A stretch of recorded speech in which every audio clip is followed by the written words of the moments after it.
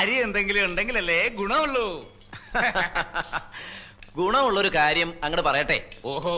KB Ganesh Kumar എന്ന മന്ത്രിക്കെതിരെ അദ്ദേഹത്തിൻ്റെ ഭാര്യ ബിന്ദു മേനോൻ, നായർ പെണ്ണാണ് കേട്ടോ, അവർക്ക് പ്രത്യേകിച്ച് പരാതിയൊന്നും ഇല്ല എന്നും ഇനി എൻ്റെ ഭർത്താവ് എന്തെങ്കിലും അവിഹിതം ചെയ്തിട്ടുണ്ടെങ്കിൽ ഞാനങ്ങ് സഹിച്ചു എന്നുമാണ്.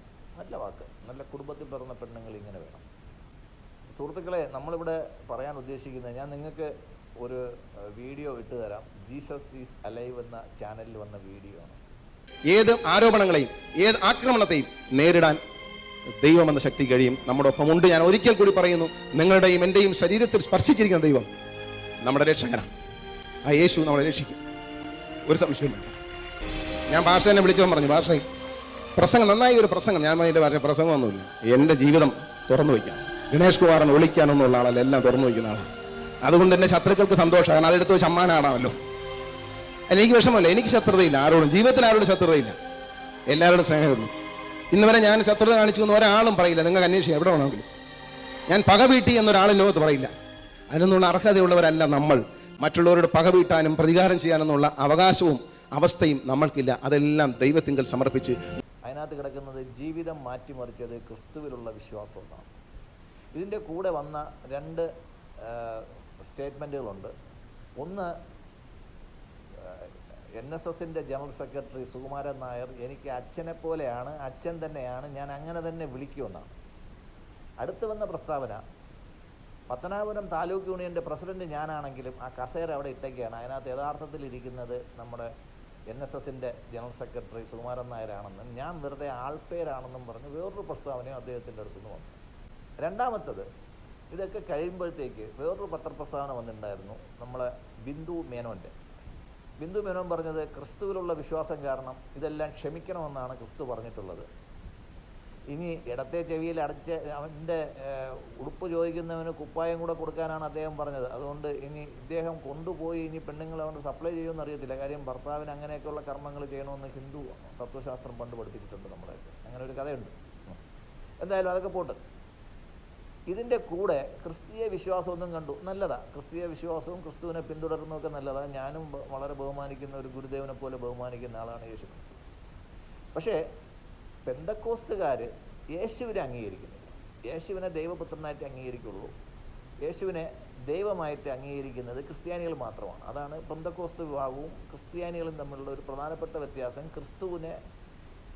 യേശുക്രിസ്തുവിനെ ദൈവമായിട്ട് ക്രിസ്ത്യാനികൾ ഏറ്റുപറയുകയും ഏകരക്ഷകനാണെന്ന് വിശ്വസിക്കുകയും ചെയ്യുന്നു. അതുകൊണ്ടാണ് അവർ ക്രിസ്ത്യാനികളായത്.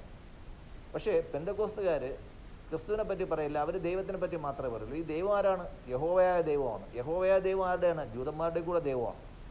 അപ്പോൾ യഹോവയായ ദൈവത്തെ അല്ലെങ്കിൽ ദൈവത്തെ മാത്രം അംഗീകരിക്കുന്നവരാണ് പെന്തക്കോസ്തുകാർ. ഇദ്ദേഹം എന്തായാലും പെന്തക്കോസ്ത് വിശ്വാസിയാണെന്ന് പറയുകയും പിന്നീട് ഇതിൻ്റെ ഹെഡിങ് കൊടുത്തേക്കുന്നത് ജീവിതം മാറ്റിമറിച്ചത് ക്രിസ്തുവിലുള്ള വിശ്വാസം. ക്രിസ്തുവിൽ വിശ്വസിക്കുന്നത് നല്ലതാണ്.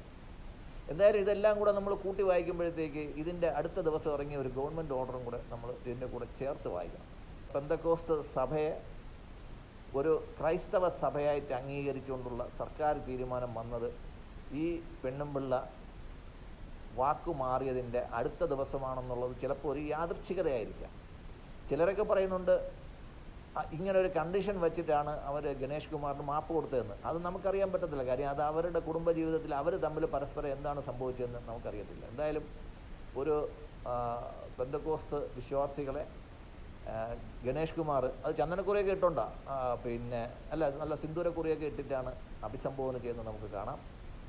10,000 പ്രണയങ്ങളുള്ള ആളാണ്. നല്ലത്. ഗണേഷ് കുമാർ എന്ന് പറയുമ്പോൾ ഗണപതിയുടെ ആളാണല്ലോ, അതുകൊണ്ട് നല്ലതാണ്. 10,000 പ്രണയമൊക്കെ ഉണ്ടാവുന്നത് നല്ലതാണ്.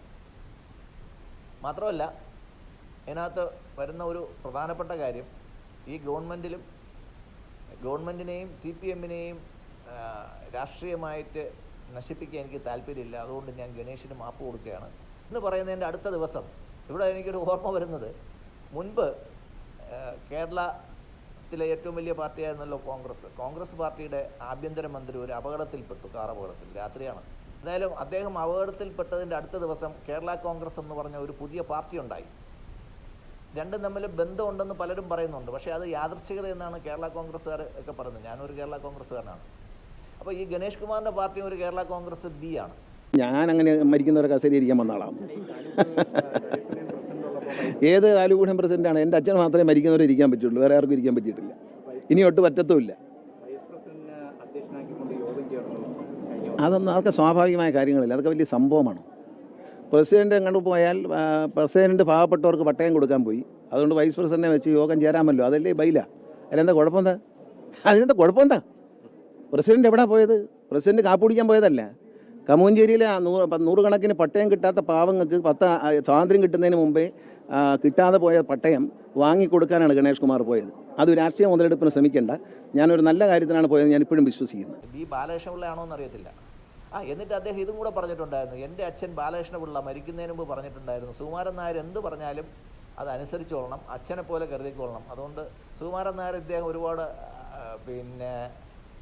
അനുസരിച്ചതായിട്ട് നമുക്കറിയാം. ഈ സുകുമാരൻ നായർ എന്ന് പറയുന്ന പോപ്പ് നായന്മാരുടെ പോപ്പാണ്. അത് ഹിന്ദു നായന്മാരാണെന്ന് അദ്ദേഹം പറയുന്നില്ല.